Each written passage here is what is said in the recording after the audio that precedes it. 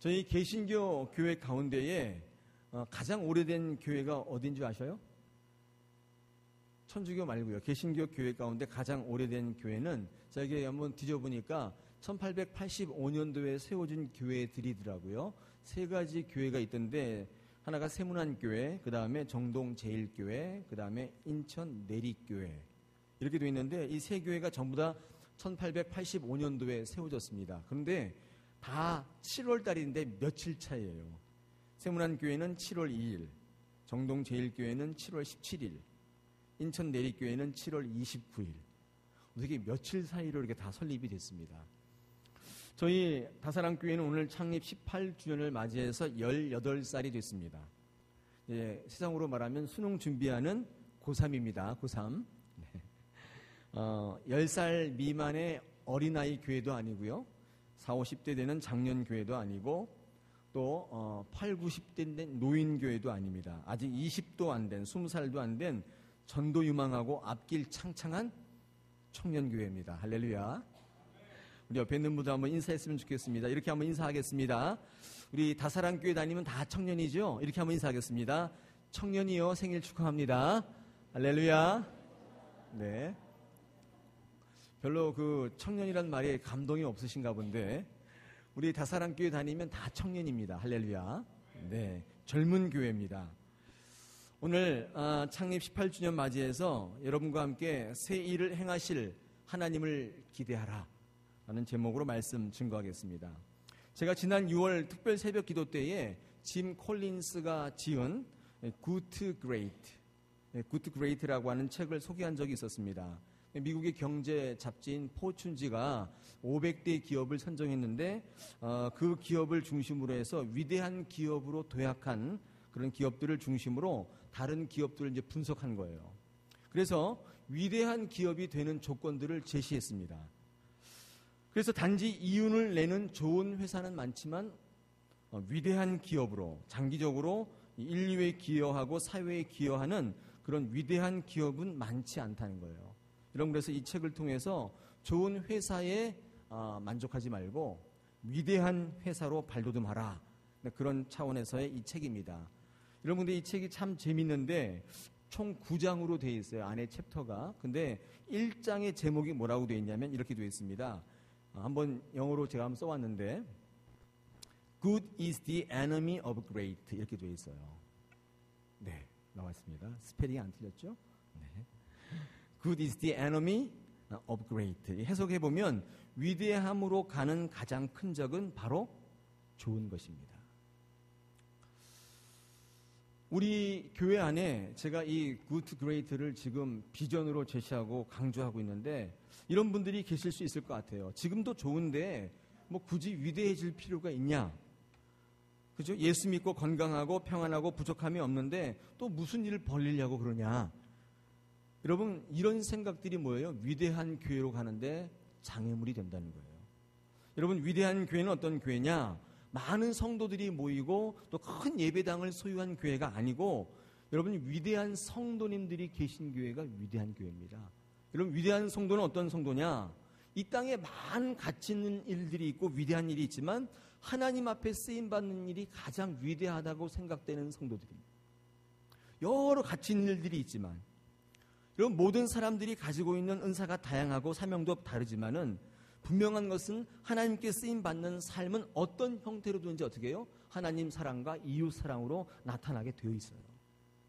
여러분, 그것이 가장 위대한 성도입니다. 여러분, 하나님을 어떻게 사랑하시죠? 정말 주님이 핏값으로 이 산 교회를 사랑한 것으로 그 사랑이 나타난다는 거예요. 여러분, 하나님 다 사랑하시죠? 여러분, 그 사랑이 어떻게 나타납니까? 이 교회를 사랑하는 것으로 사랑이 나타나는 거예요. 오늘 저는 주신 본문을 가지고 이 새 일을 행하실 하나님을 기대하라는 제목으로 말씀을 전하는데 여러분, 이 말씀을 통해서 우리 교회가 나갈 비전, 아니 여러분이 가지고 나갈 비전의 말씀으로 받으시기를 축원합니다. 오늘 43장의 말씀을 가만히 묵상해보면 이 위대한 이스라엘의 부흥의 역사는 아이러니하게 이 바벨론의 종살이에서부터 시작되고 있습니다. 하나님께서 위대한 민족을 들어 쓰신 게 아니라 처음부터 갖춰져 있는 백성들을 고르신 게 아니라 처음부터 별 볼 일 없는 노예살이하는 백성들이었다는 거예요. 여러분, 성경에서 말하는 부흥은 뭐냐면 그런 그들이 하나님을 만나면서부터 시작되는 하나님의 역사예요. 여러분, 부흥은 인간의 역사가 아닙니다. 그들이 하나님을 만나지 않았던들 부흥은 성장은 없었어요. 아마 지금도 바벨론에서 어쩌면 종살이하고 있을지 몰라요. 여러분, 그러나 위대한 이스라엘의 부흥은 능력의 하나님을 만나면서부터 시작됐기 때문에 여러분, 부흥은 뭐라고 결정지을 수 있어요? 하나님을 만나는 거예요. 여러분, 부흥은 내 인생이 잘 되고 돈 잘 벌고 출세하고, 여러분, 이게 부흥이 아니라 우리 믿는 사람들의 부흥은 뭔가 하나님을 만나는 것이 부흥입니다. 그 자체가 부흥인 거예요. 오늘 저는 말씀을 통해서 두 가지로 이 부흥을 원한다면 어떻게 해야 될 것인가, 제가 말씀을 좀 증거하고자 합니다. 첫 번째로 하나님을 만나야 부흥이라고 말씀드렸죠. 여러분, 하나님을 만난다는 건 뭐예요? 하나님을 내 인생 가운데 회복하는 겁니다. 하나님을 정통으로 만나는 거예요. 오늘 15절을 한번 보십시오. 15절에 뭐라고 되어 있습니까? 나는 여호와 너의 거룩하니요 또 이스라엘의 창조자요 너희의 왕이다, 그렇게 말씀하고 있죠. 여러분, 이건 지금 하나님을 강조하고 있는 것입니다. 너희가 만나야 될 하나님이 어떤 하나님인가? 거룩한 이고 창조자고 왕이라고 말씀해요. 그 하나님을 지금 만나라는 거예요. 내가 아무리 애쓰고 힘써도 안 된다는 거예요. 능력의 하나님 만나면 그 하나님께서 바다 가운데 길을 내시고 큰 물 가운데 지름길을 만드신다는 거예요. 우리 16절에 있습니다. 여러분, 17절 보십시오. 위협적인 애굽의 병거와 군대를 일시에 엎어버리시고 꺼져가는 등불같이 하시는 분이 누구라는 거예요? 하나님이시라는 거예요. 여러분, 이게 부흥이에요. 이런 부흥은, 실제의 부흥은 하나님을 회복하는 것입니다. 하나님을 여러분 인생 가운데 만나는 게 부흥입니다. 잘 살고 잘 먹는 거, 여러분, 그게 부흥이 아니에요. 많은 사람들이 모이고 좋은 예배당에, 좋은 시설 환경에 그런 교회당, 그런 교회를 갖는 게 부흥이 아닙니다. 여러분, 그것은 교회 부흥이 아니에요. 하나님을 다시금 회복하는 교회, 이게 부흥입니다. 여러분, 저희가 이 교회를 부흥하자 이렇게 막 강조하고 있는데 어떤 분들이 오해하세요. 사람들을 많이 끌어모으자. 여러분, 이거 부흥 아닙니다. 교회당을 새로 짓고 이쁘게 짓고 거대하게 위대하게 짓는 것을 부흥이라고 생각하시는 분들도 있는데, 여러분, 그것은 부흥이 아니에요. 성경에 말하는 부흥은 뭐예요? 이 안에 계신 여러분들이 하나님을 다시금 만나고 회복하는 거예요. 개인이든 교회든 부흥을 경험치 못하는 것은 하나님이 계시지 않기 때문이에요. 하나님이 계셔야 할 자리에 다른 것들이 있기 때문입니다. 오늘 본문은 오랫동안 절망의 자리에 있었던 그 이스라엘 백성들에게 하나님을 다시 만나려고 촉구하는 거예요. 그럴 때 너희의 부흥이 일어나고 너희가 원하는 모든 삶의 성장이 거기 있을 것이다. 우리에게 그렇게 얘기하면서 부흥을 다시 쓰시고 있는 거예요. 여러분, 어떻게 하나님을 만납니까? 어떻게 회복하는 거예요? 어떻게 해요? 쉽습니다. 간단해요. 예배 잘 드리시면 돼요. 여러분, 예배를 드리는 가운데 하나님 우리에게 임재하십니다. 복잡하지 않아요. 우리가 예배를 드리는데 그냥 드리는 것이 아니라 예배를 회복해야 돼요. 지금 이렇게 예배 드리는 것 말고 정말 뜨거운 가슴으로 예배를 드리고 또 뜨거운 마음으로 현장 가운데 하나님을 만나게 되면 여러분, 교회의 부흥이 일어나고 더불어서 여러분의 삶의 부흥이 일어난다는 거예요. 여러분, 왜 우리가 삶의 자리에서 무너집니까? 왜 교회가 텅텅 비어 있어요? 이유는 한 가지예요. 예배가 없기 때문이에요. 예배가 없기 때문에. 유럽에 가보십시오. 모든 교회가 다 텅텅 비어 있어요. 여러분, 그 텅텅 비어 있는 교회가 다 뭐예요? 관광지예요. 다 구경하는 관광지인데, 여러분, 그 관광지에서 예배 드리는 거 봤어요? 없어요. 예배 드리는 교회가 없습니다. 여러분, 예배를 드린다면 그 교회가 부흥하고, 예배를 드린다면 그 교회가 다시 옛 영화를 되찾을 텐데 예배 드리는 교회가 없어요. 여러분, 오늘 본문 21절은 뭐라고 얘기합니까? 왜 우리에게 새 일을 행하시겠다고 얘기합니까? 왜 부흥을 주시겠다고 말씀합니까? 왜 이스라엘 백성들을 그 종살이에서 빼내어 주시고 능력의 백성으로 세워주시겠다고 얘기해요? 21절에 뭐라고 합니까? 하나님을 찬양하게 하려 합니다. 왜 우리에게 부흥을 주시는가 하면 하나님을 찬양하게 하시기 위함이라고 성경은 분명히 얘기해요. 여러분, 이 찬양이란 거, 이 찬송이라고 하는 말은 이 히브리 말로 테힐라라고 하는 말인데, 여러분, 찬양한다는 말도 있지만 여러분, 예배를 강조한 단어예요. 다시 말하면 여러분 인생 가운데 부흥을 일으키신 이유는 여러분 하여금 뭐 하게 하기 위해서요? 예배하기 위해서요. 하나님을 예배하기 위해서 우리에게 부흥을 주시는 거예요. 바꿔 얘기하면 예배 잘 드리면 어떻게 된다는 거예요? 부흥한다는 거예요. 저는 다사랑교회 부임해서 여기까지 올 때까지 뭐 얼마 되지도 않았습니다. 4달 조금 넘었는데 제가 한 일이라고는 예배한 것밖에 없어요. 오로지 예배하는 거예요. 무너졌던 예배를 다시 수축하고 예배 가운데 성령의 임재를 체험할 수 있도록 준비하고 기도하고 예배하는 것밖에 한 일이 없습니다. 왜요? 그것이 진정한 부흥의 시작이 될 것이기 때문에 그렇습니다. 여러분, 예배를 잘 드리는 교회, 예배의 갱신이 있는 교회의 특징이 뭔지 아세요? 하나님께서 새롭게 행하시는 부흥은 절대로 교회 부흥으로 끝나지 않아요. 그것은 반드시 성도의 삶에도 그대로 적용된다는 거예요. 왜요? 성도가 곧 교회이기 때문입니다. 제가 부흥하자니까 귀찮아하시는 분들이 있어요. 그 본인이 부흥하지 않겠다는 거예요. 본인이 성장하지 않겠다는 거예요. 왜? 우리의 근거는 교회에 있다고요. 이런 말이 있습니다. 예수님을 만나면 인생의 방황이 끝나고 좋은 교회 만나면 신앙의 방황이 끝난다. 그런 말이 있어요. 여러분, 이제 신앙의 방황을 끝내시기 바랍니다. 교회를 선택할 때 큰 교회, 사람 많은 교회, 시설과 환경이 좋은 교회를 택하셔도 좋아요. 그러나 여러분, 예배의 갱신, 하나님의 회복이 있는 교회를 택하셔야 돼요. 말씀이 강물처럼 흐르는 교회를 택하셔야 돼요. 왜요? 여러분의 인생에 또 신앙의 방황이 끝나기 때문입니다. 여러분, 신앙의 성패는 예배를 어떻게 드리느냐에 따라 달려 있어요. 예배가 그만큼 중요하다고요. 제가 요즘에 설교 시간에 명성교회 얘기를 가끔씩 하는데 그 명성교회 예배를 제가 몇 번 참여한 적이 있었습니다. 참 감동적이에요. 근데 그 명성교회 사역하고 있는 제 친구 목사님들의 얘기를 들어보면 뭐 저희도 뭐 그렇지만 여러분, 예배할 때 이 큐시트라고 하는 게 있지 않습니까? 우리 방송국에서 뭐 방송할 때 그 순서 하나하나 다 작성하잖아요. 이 순서에는 뭐가 하고 조명은 어떻게 하고 사람은 어디 위치하고 또 뭘 어떻게 하고 자막을 어떻게 준비하고 이거를 종이로 다 만듭니다. 큐시트를 다 가지고 있어요. 예배에 참여하는 모든 교육자가 다 갖고 있어요. 김삼환 목사님이 얼마나 신경을 쓰는지 몰라요. 주제는 이거예요. 준비된 예배를 드리라는 거예요. 그분이 화를 내지 않는데 단 한 가지 경우 화를 낸다 그래요. 이 예배 준비가 소홀하게 되거나 이런 것이 눈에 띄면 그분이 유일하게 화를 내는 경우가 바로 그 경우라고 그래요. 예배에 방해된다면 어떤 프로그램이나 행사도 하지 않아요. 그만큼 그 교회가 큰 교회로 위대한 교회로 성장할 때 뭐가 강조되고 있는 거예요? 예배가 강조되고 있어요. 여러분, 예배가 무시되고 있는 교회는 절대로 성장할 수 없습니다. 저는 이런 일화를 들은 적이 있어요. 그 교회에는 이 성악하시는 교수님들이 많다고 그래요.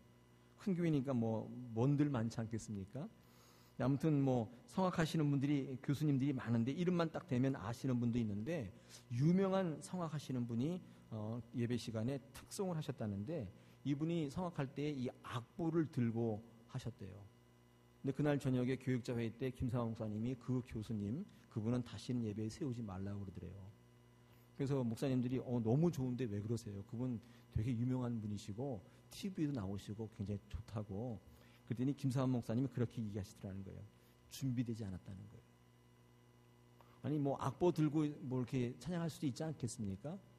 좀 너무하다 싶다고 생각하시는 분도 있을지 모르지만 김삼환 목사님, 그분 마음 가운데 예배를 중요하게 여기는 그분 마음 가운데 그 모습은 준비되지 않은 모습으로 비친 거예요. 그런 분 세우지 말라는 거예요. 우리 예배 가운데는 그런 분 필요 없다는 거예요. 저는 그 얘기를 들으면서 그분이 예배를 얼마나 중요하게 여기는가, 그 교회의 성장의 비결이 예배에 있었구나 저는 알 수 있었습니다. 여러분, 성경을 읽어보십시오. 예수님께서도 예배가 얼마나 중요한지, 그걸 얼마나 중요하게 여기셨는지 여러분 성경을 통해 확인할 수 있습니다. 이 복음서, 네 복음서에 공동적으로 기록되어 있는 게 이 성전 정화 사건이라는 게 있어요. 예수님께서 성전에 들어가셔서 장사하는 사람들의 상을 다 엎으시고 화를 내시면서, 성경에는 없지만 욕도 하시면서 그러셨을 것 같아요. 막 다 뒤엎으면서 여기가 어딘데 장사라고 야! 이러면서 막 욕을 하셨을 것 같아요. 여러분, 그런데 재밌는 건 뭐냐면요, 마태복음이나 누가복음이나 또 마가복음에는요, 이 성전 정화 사건이 예수님의 공생의 마지막, 다시 말해서 십자가에 못 박히기 위해서 예루살렘에 들어갔을 때에 일주일 안에 벌어진 사건으로 기록하고 있는데, 여러분, 요한복음은 달라요.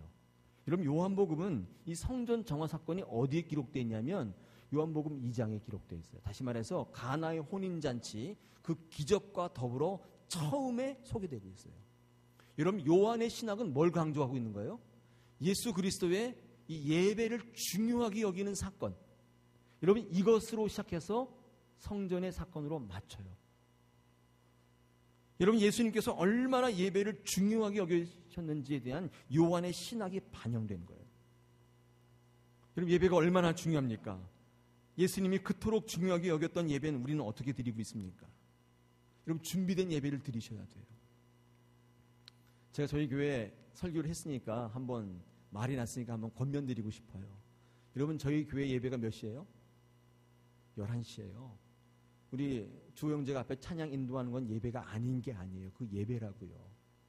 그런데 그거를 예배 아니라고 생각하시는 분이 계셔서 15분이 돼야 들어오시는 분이 있어요. 여러분, 회개하셔야 돼요. 여러분, 그런 예배를 하나님 받지 않으신다고요. 준비하셔서 11시까지 적어도 찬양대가 들어와서 자리에 앉고 설교자가 강단에 섰을 때 들어오는 것은 문제가 있어요. 여러분, 작은 것이지만 우리가 하나님 앞에 예배가 얼마나 중요하고 예배 때문에 우리 교회가 부흥하고 내 자신이 성장할 것을 안다면 이 작은 것을 실천하실 수 있어야 돼요. 우리 교회 생일을 맞이해서 우리의 모습을 한번 돌아보는 계기가 되었으면 좋겠습니다. 두 번째, 부흥을 원하는 사람마다 가져야 될 태도 두 번째입니다. 꿈꾸고 기대하십시오. 할렐루야. 여러분, 하나님은 우리에게 뭐라고 말씀하십니까? 하나님을 만나면 부흥이 있다는 거예요. 왜요? 왜 하나님을 만나면 부흥이 있는 건가요? 물론 하나님의 전지전능하신 힘이 우리로 하여금 부흥으로 이끌기 때문이기도 하지만, 여러분, 무엇보다 하나님이 부흥을 이끈다는 뭐 때문이에요? 기대감 때문이라고요. 기대감이 있다고요. 여러분, 이 하나님에 대한 기대는요, 뭐 때문에 생기냐면 믿음이 있기 때문에 생기는 거 아니겠습니까? 여러분, 믿는다면 어떻게 돼요? 반드시 이루어진다는 거예요. 할렐루야. 여러분, 믿지 않은 일들이 일어나는 일이 있어요? 없어요. 그런 일은 없다고요. 여러분, 기대와 믿음이 충만할 때 부흥이 일어나는 거예요. 예배 드리면서 저 목사 말이 진짜일까? 그 맞아? 이런 분에게 부흥이 있어요? 제가 맹세하지만 없어요. 그런 분한테는 부흥이 없다고요. 제가 기대를 많이 설교했습니다. 기억나실지 모르지만 여러분, 성경을 읽어보십시오. 성경을 읽어보면 많이 복받고 부흥하고 성장한 사람들은 뭐냐면 아직 내 눈앞에 나타나지 않았지만 기대함으로 진짜인 것처럼 받아들이고 미리 행동한 사람들이 다 복받았다고요. 그것을 보고 나서야 행하겠다. 여러분, 그런 사람에게 복을 주시고 부흥을 주신 적이 없어요.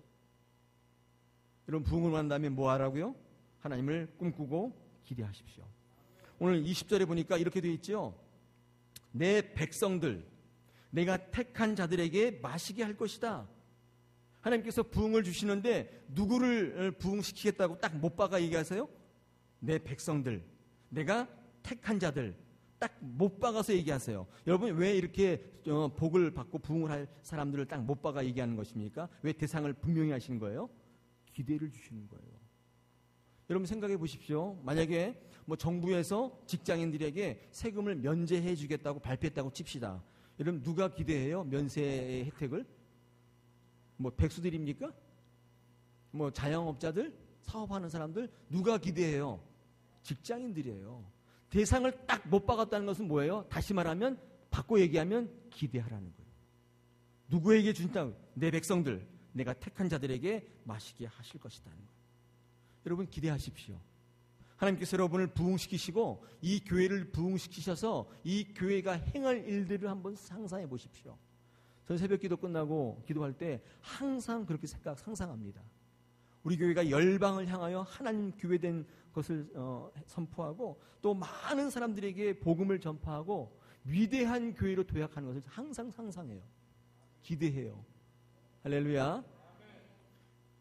저는 기대할 것도 많고 상상할 것도 많아서 그런 거 잘 못합니다. 아까 제가 말씀드렸죠. 교회의 부흥이 곧 뭐라고요? 여러분의 부흥이 됩니다. 여러분, 오늘 근데 중요한 게 하나 있습니다.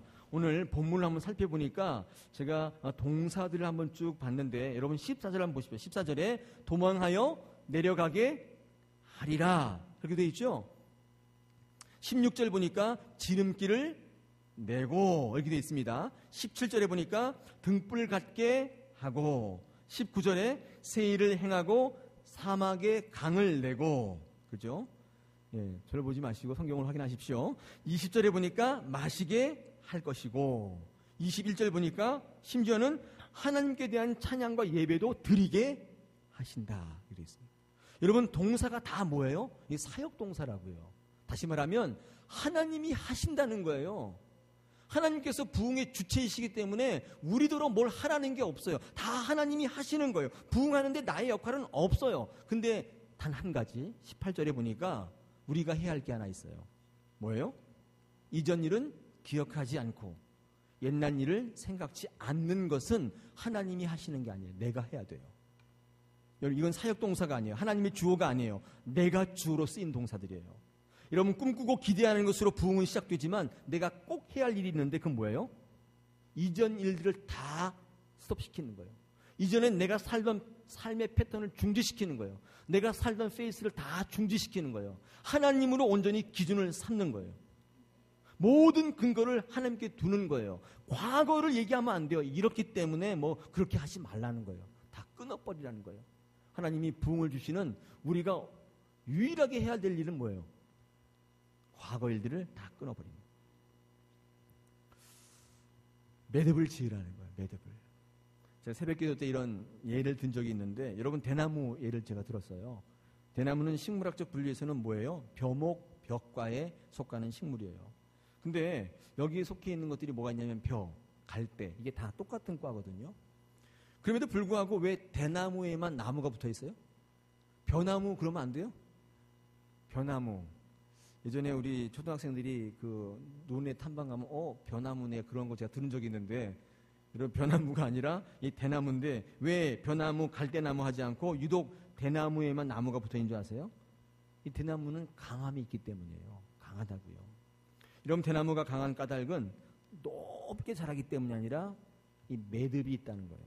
매듭이 있기 때문이에요. 일정한 간격을 두고 매듭을 두고 자랍니다. 근데 벼나 갈대는 이게 없어요. 대나무가 똑바로 자랄 수 있는 까닭은 이 중간에 마디 때문이에요. 마디가 끊어주기 때문에 똑바로 자란다고 그래요. 여러분, 이 마디를 뭐라고 해석할 수 있냐면 일종의 멈춤의 지혜입니다. 멈추는 거예요. 이제까지 막 성장을 하지만 일단 멈춰요. 일단 멈춰놔요. 그리고 기다리면서 힘을 모을 때 마디가 생기고 또다시 높이 솟아오를 힘이 거기 생긴다는 거예요. 더 강하게 만들고 수직으로 솟구치게 하는 힘이 아이러니하게 추진력이 아니에요. 끊는 거예요. 끊어버리는 거예요. 만약 대나무가 이 마디와 매듭이 없었다면 그냥 굵은 벼 정도, 굵은 갈대로 끝났을 겁니다. 여러분, 우리 인생도 마찬가지입니다. 똑같은 인생을 사는 것 같지만 매듭을 어떻게 지는가에 따라 완전히 다르게 분류돼요.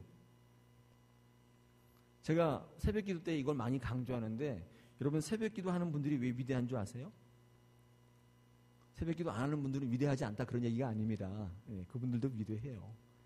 새벽기도 하는 분들이 위대한 까닭은 새벽에 이 날이 밝아올 때, 이 동이 틀 때 교회 나와서 어제의 일들은 다 잊어버리고 오늘 하나님의 말씀 앞에 새롭게 결단하고 기도하면서 일종의 매듭을 짓는 거예요.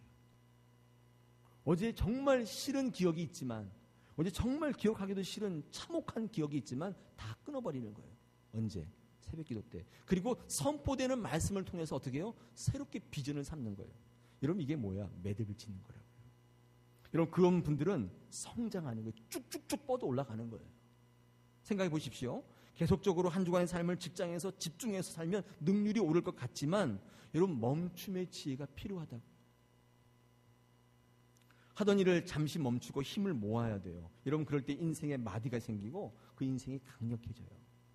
여러분, 수요 사경회가 그렇게 해서 필요합니다. 금요 심야 기도회가 그래서 필요한 거예요.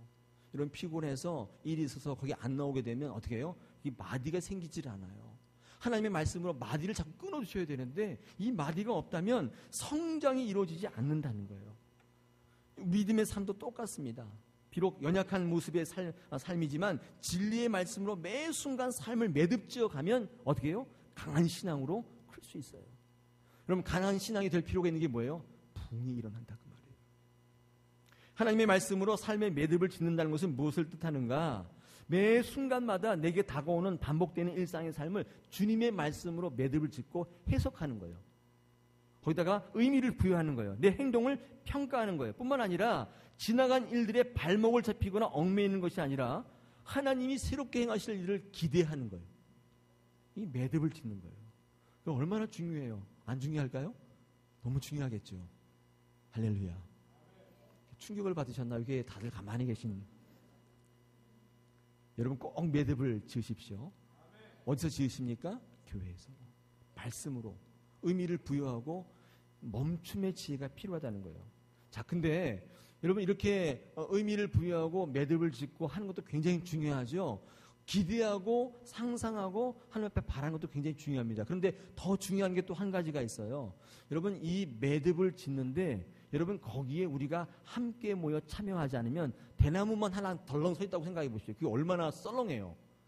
여러분 대나무가 멋있을 때는 언제예요? 쫙 군락을 이룰 때잖아요. 그럼 거기 가서 뭐도 찍어요. 이게 뭐죠? 그 영화? 이 근처에 근래에 봤던 영화 대나무 나오는 영화 있잖아요. 군락이 아니야. 저거 와야 되는데. 군도. 네. 거기 보면 이 하정우가 이 식칼 갖고 막 자르는 거 나오잖아요. 그러니까 하나만 달라있는데 영화 안 찍잖아요. 쫙 있어야 거기서 뭐 소강호도 찍고 중국 영화도 찍는 거예요. 여러분 이 대나무가 정말 좋으려면 함께 있어야 한다는 거예요. 제가 읽은 책 가운데에 이런 글이 있는 것을 제가 봤습니다. 이 파레토의 법칙이라는 게 있어요. 안 나옵니까? 네, 저기서 좋으시나 보네. 여러분 파레토의 법칙이라는 게 있는데 이게 뭐냐면요. 100년 전에 이탈리아 경제학자인 이 빌프레도 파레토라는 사람이 이제 발견한 법칙인데 다른 말로 80대 20 법칙이라고 그렇게 얘기해요. 이제 이 파레토라는 사람이 이 19세기 영국의 이제 부와 소득의 균형, 이 유형을 연구하던 중에 이런 걸 발견한 거예요. 그러니까 소수의 국민이 대부분의 소득을 벌어들이고 있다. 이걸 발견한 거예요. 다시 말하면 인구의 20%가 전체 부의 80%를 차지하고 있다는 거예요. 여러분 이것은 일종의 경제 법칙이긴 한데 모든 것에 다 이렇게 적용이 됩니다. 여러분 뭐 상품 같은 걸 보면요. 전체 많은 상품을 팔지만 전체 상품 중에 20%가 전체 매출의 80%를 차지하는 거예요. 가만히 생각해 보니까 정말 그런 것 같아요. 또 어떤 조직을 보면요. 능동적으로 움직이는 20%가 전체 조직의 80%를 움직이는 거예요. 이게 파레토의 법칙인데 뭐 우리 국민을 보더라도 그렇습니다. 20%만이 적극적이고 능동적으로 활동에 참여하고 있고요. 그 20% 때문에 전체 나라의 80%가 움직인다는 거예요. 저는 이 법칙을 쭉 읽어보면서 우리 교회는 이 80%에 안 속했으면 좋겠습니다. 저희 교회도 마찬가지예요. 지금 저희 교회가 뭐 100명도 안 되는 교세이긴 하지만 여기에 약 20명 정도가 전체 100명을 끌고 가고 있어요. 여러분 이래서야 부흥이 일어나겠어요? 왜요? 군락을 지어야 됩니다. 군락을. 여러분 위대한 교회가 되느냐 못 되느냐의 관건은 이 80%의 사람들의 가능성을 교회가 알아보고 스스로 알아봐서 자기가 교회 앞에 헌신하셔야 돼요. 하나님께서는 한 분 한 분 위대한 작품으로 만드셔요. 여러분 위대한 교회는 이 가능성을 발견하고 하나님의 비전에 참여케 만드는 것입니다. 하나님께 보시는 위대한 교회는 어떤 교회인가? 여러분 모든 성도가 하나님의 비전에 참여하는 거예요. 여러분 이게 목사의 비전이 아니잖아요. 오늘 우리 18주년 교회 생일을 맞았는데 이 목사가 비전을 선포했어요. 우리 교회가 좋은 교회이긴 하지만 위대한 교회로 갑시다. 이렇게 끝내기에는 교회가 너무 아깝잖아요. 하나님이신 우리에게 주신 명령이 너무 준엄하잖아요. 이렇게 비전을 선포하면 어떻게 돼요? 내 문제로 받으시는 거예요. 여러분, 쓰임받지 못하고 녹슬어 사라지기보다는 달아 없어져야 돼요. 여러분, 받은 은사와 달란트를 썩이지 마십시오. 그 80%에 속하지 마십시오. 교회만 와서 예배만 한번 딱 드리고 가시는 거, 그것도 귀하지만 여러분, 이 교회를 위해서 쓰임받으시기를 축원합니다. 20%에 속해야지 이 파레토의 80%에 속하면 안 됩니다. 여러분, 저희 교회는 비전을 제가 선포하고 있습니다. 첫 번째가 1055 비전인데, 여러분, 이거 선교하자는 거예요. 10년 안에, 이 뒤에 토시들을 잘 붙여야 돼요. 10년 안에 5개국 이상이에요. 5보입니다. 5개, 4개는 안 됩니다. 5개국 이상의 5명 이상의 선교사를 파송하는 거예요.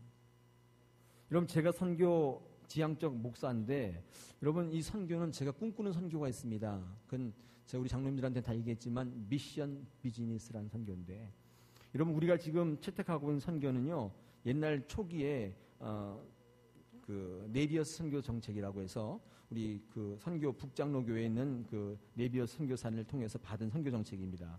이게 뭐냐면 선교사를 파송해서 재정적으로 독립해주고 자발적으로 사명을 심어주는 것으로 우리 선교 정책을 하고 있는데, 제가 선교지에 가보면요, 여러분, 이 선교가 이미 한계에 다다르고 있어요. 제가 구상하는 설교는 뭐냐면 어떤 한 지역을, 특정 지역을 우리가 선정해서 거기에 모든 것을 다 해주는 거예요. 학교를 지어주고, 은행을 지어주고, 은행이라는 거창하죠. 무슨 조합을 지어주고, 우물을 파주고, 또 기거할 수 있는 놀이터를 만들어주고, 맨 마지막에 그 마을 한복판에다 교회를 세워주는 거예요. 목사님, 이거 돈 무지하게 많이 들겠는데요? 많이 안 듭니다. 여러분, 학교라 봐야 우리 이런 옆에 있는 우리 금옥 여기 이런 학교 생각하면 안 돼요. 이렇게 조그만 이거 하나, 건물 하나 이렇게 슬래트 지붕에, 여러분, 거기다가 책상 깔아놓으면 거기서 다 공부한다고요. 여러분, 협동조합 있잖아요. 초기 자금만 한 얼마만 주면 그걸 자기네들이 돌려서 자금을 만들어서 신용조합을 만들잖아요. 그럼 그 필요한 사람 꿔주고 또 받고, 여러분, 이렇게 하면서 그 마을이 살아나는 거예요. 우물을 파주고. 여러분, 이거 누가 해요? 이거를 여러분이 하시는 거예요. 은행 지점장으로 은퇴하신 분이 가시는 거예요. 교장으로 은퇴하신 분이 거기 가시는 거예요. 방송국으로 은퇴하신 분이 거기 가시는 거예요. 은행에서 은퇴하신 분도 가시는 거예요. 가셔서 작으면 작은 대로, 크면 큰 대로 그 마을 부락을 그렇게 만들어주는 거예요. 고기를 주는 게 아니라 고기 잡는 법을 알려주는 거예요. 궁극적으로는 다 철수합니다. 그 마을이 살아나는 거예요. 여러분, 그 마을이 예수 믿을까요? 안 믿을까요? 믿는다, 그 말이에요. 중요한 건 뭐예요? 옆에 마을이 또 신청해요, 우리 교회에. 우리도 그렇게 해달라는 거예요. 제가 꿈꾸는 선교예요. 여러분, 이 선교의 과정 가운데 선교사들이 다리 역할을 해요. 여러분, 선교사들이 얼마나 불안한 삶을 사는 줄 아셔요? 언제 잘릴지 몰라가지고 의도적으로 선교 정책을 그 열매를 부풀리기도 하고, 정신적인 스트레스를 이기지 못해서 마약을 하고, 여러분, 그런 선교 정책이 이미 지나갔다 그 말이에요. 저희 교회가 왜 성장해야 되는지, 세계 열방을 향하여 하나님의 정책과 하나님의 부흥을 어떻게 선포해야 되는지 우리는 비전을 통해서 공유하고 있어요. 또 하나는 고백입니다. 여러분, 고등학교 100명이라고 제가 했는데, 여러분, 이 100이라고 하는 숫자는 상징적 숫자예요. 1, 2, 3, 100가 아닙니다. 여러분, 아브라함이 이삭에게 축복하는데 하나님께서 얼마나 축복하셨다고요? 100배. 기억나시죠? 100배입니다. 여러분, 청소년은 다음 세대의 주역인데, 여러분, 다음 세대가 어떤 특징이냐면 전 세대에 단절된 세대가 아니에요. 전 세대와 후 세대를 연결하는 고리란 말이에요. 여러분, 청소년이 부흥하면 밑에 세대와 위의 세대가 같이 부흥합니다. 여러분, 이 사실을 꼭 기억하셔야 돼요. 장년 목회는 쓰러져가는 해지만, 여러분, 이 청소년 목회는 후 세대와 전 세대를 동시에 부흥할 수 있게 해요. 여러분, 이 지역이 고등학교가 많은 지역이에요. 큰 교회들도 눈 돌리고 있지 않는 게 고등학교 선교입니다. 수많은 고등학생들이 있어요. 그들을 향해 아무도 비전을 선포하고 있지 않아요. 여러분, 우리 교회가 이 역할을 했으면 좋겠어요. 저 공터에다가 농구장을 짓는 꿈을 꾸고 있어요. 여러분, 우리 2층 카페에다가 그들을 위한 카페를 만들 꿈을 꾸고 있어요. 여러분, 이 비전이 선포될 때 어떻게 하셔야 돼요? 500 성도의 부흥을 이루셔야 돼요. 그것이 그들로 하여금 이 시대에 엄청난 부흥으로 그들의 선교로 이어지는 놀라운 교회 역할을 감당하는 위대한 교회가 된다 그 말이에요. 할렐루야. 1055 비전, 고백 비전, 또 500 성도 비전을 여러분 들으긴 들으셨는데 이게 뭐야 이게? 아마 이렇게 생각하시는 분들이 있을지 몰라서 제가 설명했습니다. 공감하십니까? 할렐루야. 여러분의 비전이 되시기를 축원합니다. 저는 오늘 이 설교를 통해서 2014년도 위대한 교회 원년을 선포합니다. 이 해가 그렇게 되기를 축원합니다. 여러분 마의 11분 그런 게 있어요. 보여주세요. 이 항공기 사고와 관련해서 이 알려진 단어 중에 이 마의 11분 이런 게 있는데 Critical 11 Minutes, CEM 이렇게 돼 있는데 이게 뭐냐면 항공기 사고가 이때 많이 난다는 거예요. 여러분 항공기가 주로 이륙하고 상승하고 순항하고 그 다음에 어떻게 해요? 진입하고 착륙하고 이 5단계를 반복하는데 이륙할 때의 3분, 착륙할 때의 8분, 이 11분간의 모든 사고가 몰려 있어요. 이 마의 11분이라고 그래요. 이 CEM 그래서 이 프로그램이 있어요. 항공사마다 운영합니다. 여러분 우리 교회는 어떤 교회일까요? 지금 막 상승을 준비하고 이륙을 준비하고 있는 교회요. 막 떠오르려고 하고 있어요. 이 마의 11분 안에 들어와 있다고요. 여러분 비행기 타보셨죠? 안 타봤습니까? 주로 차 타고 유럽 갑니까? 배 타고? 여러분 비행기 타면 뭐가 나와요? 안내방송 나오시죠? Ladies and Gentlemen 나오잖아요. 발음이 좀 그렇죠? 여러분 만약에 우리 교회가 정말 막 상승하려고 날아오르려고 하는 비행기라면 우리 교회도 안내방송이 있어요. 제가 한번 해보겠습니다. Ladies and Gentlemen, 저희 교회는 지금 이륙하려고 합니다. 모든 성도들은 안전벨트를 다 말씀의 자리에 매주십시오. 세상에 좋은 전자기기는 다 꺼주십시오. 목사 기장의 말에 귀 기울여 주십시오. 지금 곧 이륙합니다. 여러분 이런 안내 멘트가 있겠어요? 없겠어요? 있겠어요. 비행기 치고는 조금 작긴 한데 여러분 우리 교회가 지금 이륙합니다. 상승한다고요. 일정 고도에 진입하면 목적지를 향해 날아갈 거라고요. 이런 비전이 있어요. 꿈이 있어요. 여러분 이런 교회가 좋은 교회예요. 하나님께서 여러분에게 이 교회의 비전과 더불어서 여러분의 인생의 비전을 선포하십니다. 꿈을 주십니다. 오늘 주시는 말씀 이사야서 43장의 말씀을 가지고 이 교회가 부흥하고 하나님 앞에 집중하고 또 꿈을 갖고 상상하게 되면 하나님께서 여러분을 어떻게 해요? 상승하는 인생으로 만들어 주신다고 약속해 주세요. 사랑하는 성도 여러분, 우리 20주년 30주년을 향해 날아가십시다. 하나님 주신 교회 사명을 이루고 여러분 인생의 목적을 이루시는 귀한 교회로 만드십시다. 할렐루야. 기도하겠습니다.